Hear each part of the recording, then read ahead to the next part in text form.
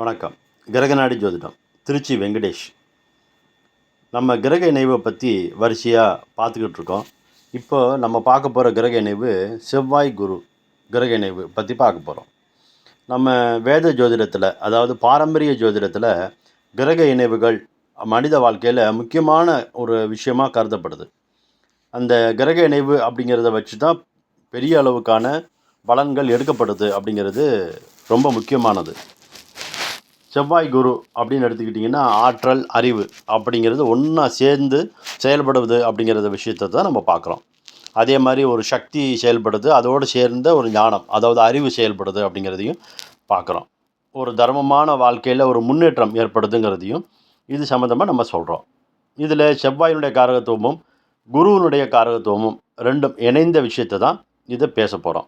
இப்போ செவ்வாயினுடைய காரகத்துவம்னா பொதுவான காரகத்துவமாக ஆற்றல், துணிவு, போராட்டம், வேகம், தீர்மானம், இந்த மாதிரியான விஷயங்கள்லாம் செவ்வாயினுடைய காரகத்துவமாக சொல்லப்படுது. சோம்பல் இல்லாதது, சவால்களை எதிர்கொள்கிற திறன், மன வலிமை, இது எல்லாத்தையும் சொல்கிறோம். குருன்னு எடுத்துக்கிட்டோம்னா ஒரு விதமான தர்ம, நியாயம், கல்வி, இந்த மாதிரியான விஷயங்கள், ஆசிரியர், ஒரு இடத்துல செல்வம்னு எடுக்கிறோம், ஆன்மீக வளர்ச்சின்னு எடுக்கிறோம், ஞானம்னு எடுக்கிறோம், சரியான பாதையில் மனிதனை வழிநடத்தக்கூடிய ஒரு வழிகாட்டின்னு எடுக்கிறோம். செவ்வாய் செயலை குறிக்குது, அதே மாதிரி குரு அதை தர்மமாக செய்கிறத குறிக்குது. அப்போ செவ்வாய் குரு அப்படிங்கிறது தர்மத்தோடு செய்யக்கூடிய செயல், அல்லது ஞானத்துடன் செய்யக்கூடிய செயல், அல்லது அறிவார்ந்த செயல், இப்படி எதை வேணாலும் சொல்லலாம். எதுவும் அவசரமாக செய்யாமல் நல்லா சிந்தித்து சரியான வழியில் தைரியமாக முடிவெடுக்கக்கூடிய ஆளுங்களாக இவங்க இருக்கிறாங்க. வழக்கமாக இந்த மாதிரியான ஆளுங்களுடைய குணாதிசயம் எப்படி இருக்குன்னு கேட்டோம்னா, ரொம்ப தைரியமாக, ரொம்ப அறிவாக செயல்படக்கூடியவங்களாக இருப்பாங்க. ரொம்ப நேர்மையாக பேசக்கூடிய நபர்கள், செயலில் ஒரு நம்பிக்கை இருக்கும். எதையும் அதீதமாக பார்த்து எதிர்த்து நிற்கக்கூடிய விஷயங்கள் இவங்க அதிகமாக செய்வாங்க. ரொம்ப நிறைய பேருக்கு வழிகாட்டக்கூடிய தலைமை பண்பு, இந்த மாதிரியான விஷயங்கள்லாம் இருக்கும். ஆனால் நான் தான் சரி அப்படிங்கிற ஒரு பெரிய பிடிவாதமும் இவங்கள்ட்ட இருக்க வாய்ப்பு இருக்குது. இவங்க கல்வின்னு எடுத்துக்கிட்டால் நல்லா உயர்கல்வி படிப்பாங்க. சட்டம், தத்துவம், ஜோதிடம், ஆன்மீகம், இந்த மாதிரியான ஆசிரியர், பயிற்சியாளர், ஆலோசகர், இந்த துறையிலலாம் அவங்க நல்லா வெற்றி அடைகிறதுக்கு வாய்ப்பு நிறைய இருக்குது. தொழில்னு எடுத்துக்கிட்டோம்னா அரசு பணி, நிர்வாகம், நீதித்துறை, அதாவது அட்மினிஸ்ட்ரேஷன் சொல்லுவோம். இதில் நீதித்துறைங்கிறது வக்கீல், இந்த மாதிரியான விஷயங்கள், நீதித்துறை சார்ந்த எது வேணாலும்.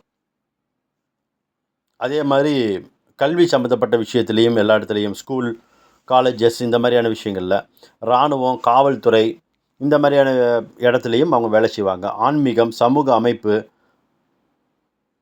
போன்ற இடத்துலையும் இவங்க வேலை செய்கிறதுக்கு வாய்ப்பு இருக்குது. தர்ம வழியில் சம்பாதிக்கணும் அப்படிங்கிற ஒரு நினப்பு இருக்கும், நிலையான செல்வ வளர்ச்சி இருக்கும், குடும்ப நலன் இருக்கும். இது எல்லாத்தையுமே நலம், சொத்து, இந்த மாதிரியான விஷயங்களில் முதலீடு செய்கிறதுக்கு ஆர்வமும் இருக்கும். பணம் சேர்க்குறத விட அதை ஒரு நல்ல காரியங்களுக்கு பயன்படுத்துகிற மனநிலைமை அதிகமாக இருக்கும். நல்ல குணமுள்ள துணை வரும், குடும்பத்தில் மரியாதை, குழந்தை பாக்கியம், உறவில் ஒரு புரிதல் இருக்கும். இந்த இடத்துல ஒரு விஷயம் சொல்லிடணும். என்னென்னா, காலபுருஷனுக்கு செவ்வாய் 8 உடையவனாகவும் குரு 9, 12 உடையவனாகவும் இருக்கிறதுனால சில நேரத்தில் இவங்களுக்கு கோர்ட்டு கேஸோ, உடல்நலத்தில் பிரச்சனைகளோ ஏற்படுறதுக்கும் வாய்ப்பு இருக்குது. உடல் வலிமை பொதுவாக இருந்தாலும் இரத்த அழுத்தம், கல்லீரல் தொடர்பான பிரச்சனை, இதை மாதிரி இருக்கிறதுக்கு வாய்ப்பு இருக்குது.